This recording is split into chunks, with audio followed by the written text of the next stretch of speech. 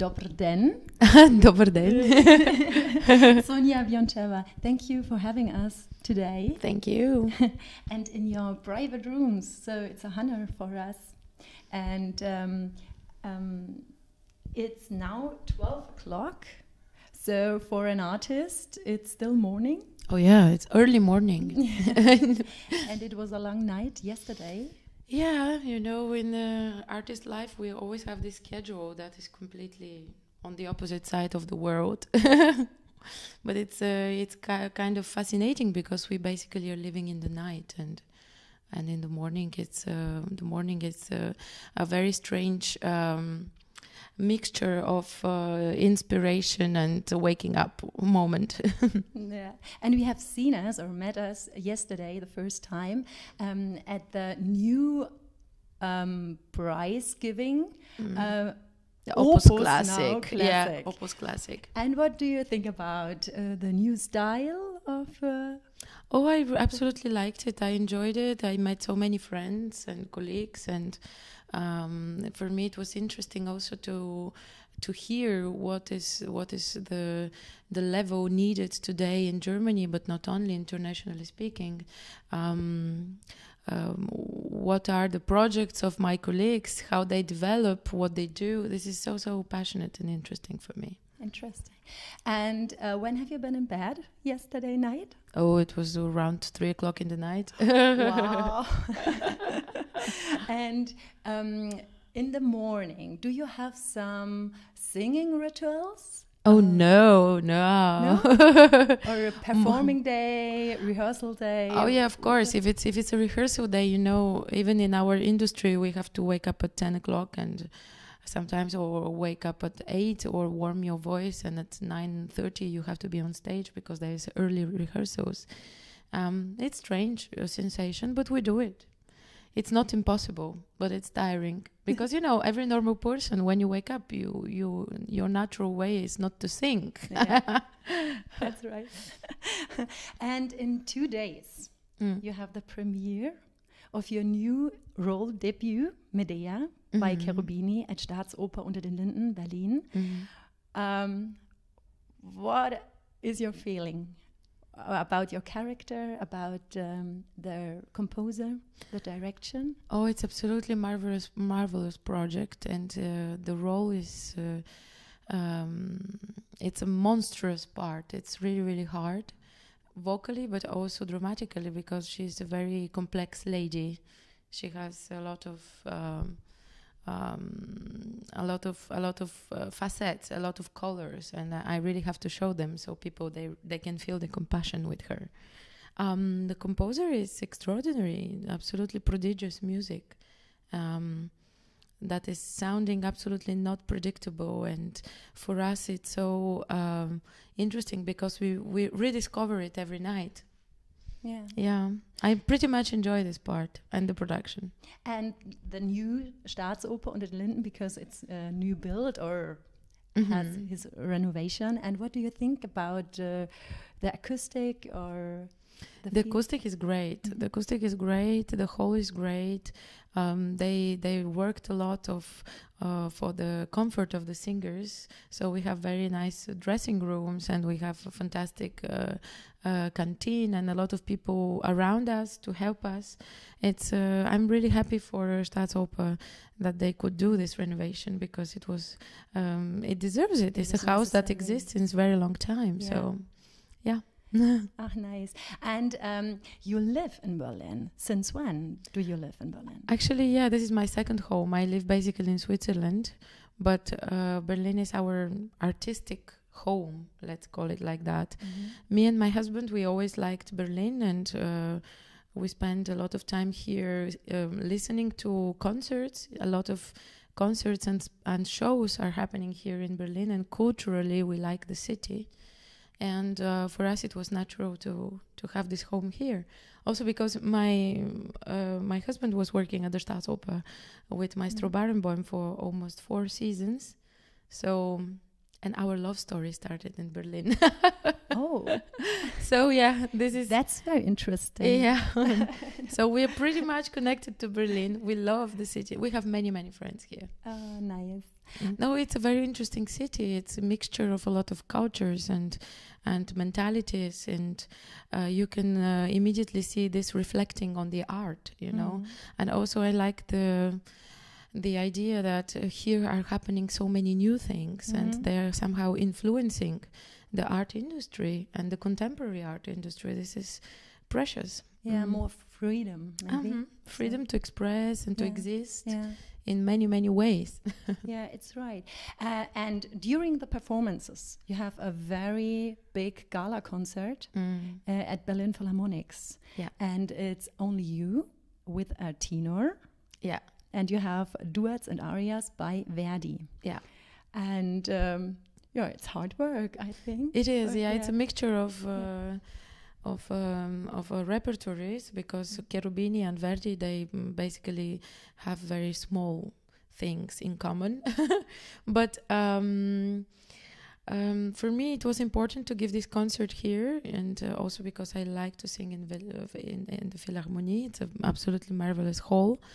But also because I have this new CD that was released in February, and for me it was very natural to do one concert in Berlin around Verdi.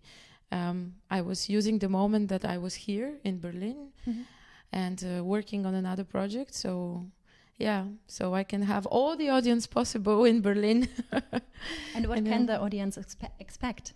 Well, I think some opera lovers, and also my fans and people that like what I do, or people who bought the CD and just curious to hear how I sing this live performance. And it's a concert I'm really looking forward. Do you have some favorite aria in this concert? Yeah, I like mostly all of them. Some of them I already performed in productions, some of them not, but particularly I like Attila, the opera Attila, and the aria that is from this opera. It's absolutely soft, and it's a bel canto Verdi. I like this. I like this color. And for your voice, or for your own feelings, do you have some favorite composer that you say that it's a very dear, very, very dear one? I think I have many of them. I think I pretty much enjoy Handel, because I find that this is a very very comfortable music for the voice, and he was writing in a way that I could never get tired of singing it, you know. And the same is also with Puccini, but I was also quite very happy to understand that also Cherubini was even though it's a very difficult score, but in the same time it was feeling very comfortable for my voice performing it on stage. And it's very strong dramatically. I actually enjoy pretty much authentic composers, those that are writing in a way that that you immediately connect to the personality of the characters. And this for me is so important. Yeah. So in that term, I don't think I have favorite, but I like them all. Yeah. And I think it has to do with your really good technique, so that you can. Yeah, probably. I am really sure. And what kind of thoughts do you have before a concert, during, and after? I'm pretty much concentrated, because I am like I am like a stage animal. I like to be on stage, and for me, if things are going well on stage with the right light, with the right moment, and even if we can create something, improvise something, it's absolutely always with a thought, right? Always connected with the brain. For me, it's just precious. So on stage, I always have this sensation of having the full control of the plateau. I have to know who is where, what is happening, why this works, why that doesn't work, and in that way create a very special, unique night every time. So my thoughts are mostly all the time in the show, and for the sake of having to succeed, you know, to touch the people and to have them in our hands. It's very important. Okay. Interesting. And what do you think, because I'm a singer as well, what do you think how opera singing has changed in the recent years? Does it? Or do you think that an opera singer or a classical singer has to be or has to work more? I think that the industry changed pretty much, and this is absolutely normal because, you know, we're living in different times. Everything is happening very fast, and you have even in the television in your field, everything changed so much since the last 30 or 40 years, and this naturally reflects also to our field, to our industry. So yeah, I feel that everything is moving fast, everything is going also in very high level of demands. So you have to be not only a good singer anymore, but you have also to be a good actor, a convincing actor, because we are filmed mostly all of the time. We are in cinema very often. So you have to be an incredible, very intelligent in your diplomatic way of dealing in this career. You know, you have to know how to speak to people. You have to know many languages. I mean, it's a complex work, and mental working, psychologically, you have to be really tough. Yeah. So yeah, I think that many things change in terms of this. Also, we need to change also our attitude, I find, in order that opera can continue to exist in a very fresh way, and the young people can be always very interested to come in the hall and to listen to this art. Do you have a personally wish for the classical music? Or yeah, I have. My wish is that we singers, but also not only singers, but all classical major artists, we should probably change attitude and be authentic, but in the same time be much more accessible to the people, so they can really connect us to the new times.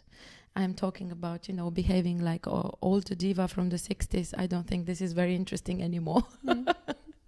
So in that term, I think that we have to help our industry so that we can survive. And I think that yesterday we saw it at the Opus Classic. There were all of the artists, they were able to play also very actual and pop or rock music. So, you know, it was an interesting point. And you are a very good example. Thanks. And I thank you very much, Sonya. And Zbogom. Zbogom, da. And good luck for every new performances. Thank you. And health. Thank you. To you too. Thank you.